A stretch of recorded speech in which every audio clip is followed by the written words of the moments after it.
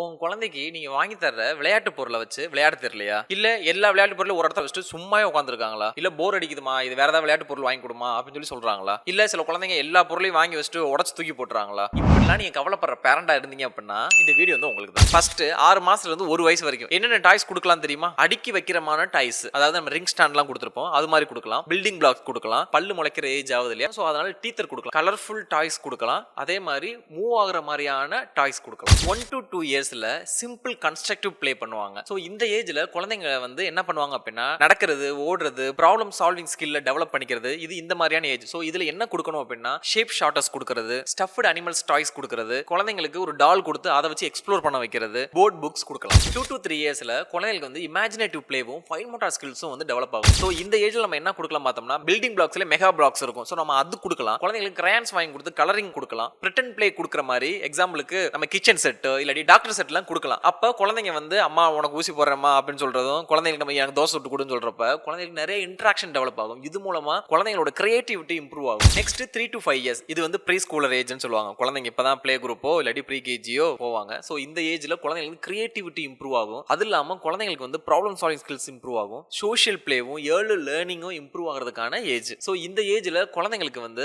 Arts and crafts கொடுக்கணும். Share பண்ற மாதிரியான ஆக்டிவிட்டிஸோ குரூப் பிளேவும் கொடுக்கணும். தென் குழந்தைங்களுக்கு ட்ரைசைக்கிள் ஆக்டிவிட்டி கொடுக்கணும். 4 இயர்ஸ்லாம் தாண்டிடுச்சு அப்படின்னா ஸ்போர்ட்ஸ் ஆக்டிவிட்டில குழந்தை என்கேஜ் பண்றது ரொம்பவே நல்லது. எக்ஸாம்பிள் குழந்தைங்களுக்கு ஸ்விம்மிங் கிளாஸ்லாம் கூட்டு போகலாம், ஸ்கேட்டிங் கூட்டு குழந்தைங்களுக்கு ட்ரெஸ் எப்படி போடுறதுன்னு சொல்லி கொடுக்கணும். ஸோ அதுக்கே தனியாக டாய்ஸ்லாம் விற்குது. ஸோ அது மூலமா நம்ம டீச் பண்ண முடியும். அதே மாதிரி கிளே ஆக்டிவிட்டி கொடுக்கறது, கைனடிக் சாண்ட் பிளே கொடுக்கறது, சென்சரி ஆக்டிவிட்டி கொடுக்கறது, குழந்தைங்களோட கிரியேட்டிவிட்டியை தூண்டுற மாதிரியான puzzle activity, what next puzzle கொடுக்கறது, வாட் ஆப்போசிட் கொடுக்கறது. ஸோ இந்த மாதிரியான டாய்ஸ் அண்ட் ஆக்டிவிட்டிஸ் கொடுக்கறப்ப குழந்தைங்களோட கிரியேட்டிவிட்டி சூப்பரா இம்ப்ரூவ் ஆகும். குழந்தைங்க இன்டெலெக்சுவலாவே மாறிடுவாங்க. இப்போ உங்களுக்கு எந்தெந்த ஏஜ்ல என்னென்ன ஆக்டிவிட்டி கொடுக்கணும் தெரிஞ்சிருக்கும். நீங்க முன்னாடி 5 வயசு குழந்தைங்களுக்கு 7 வயசுக்கான ஆக்டிவிட்டியும் 3 வயசு குழந்தைங்களுக்கு 5 வயசுக்கான ஆக்டிவிட்டியும் நீங்க கொடுத்துருப்பீங்க. ஸோ இது குழந்தைங்களை வந்து போர்டம் ஆக்கிரும். குழந்தைங்களுக்கு அதை வச்சு எப்படி விளையாடுறதுன்னு கூட தெரியாது. ஸோ இந்த மிஸ்டேக்ஸ் எல்லாம் நீங்க பண்ணாதீங்க. நான் சொன்ன ஆக்டிவிட்டிலாம் ட்ரை பண்ணி பாருங்க. குழந்தைங்க அதை வச்சு கண்டிப்பா இன்ட்ரெஸ்டோட விளையாடுவாங்க. உங்களால் நான், உங்களுக்காகவே நான், எனக்கு எல்லாமே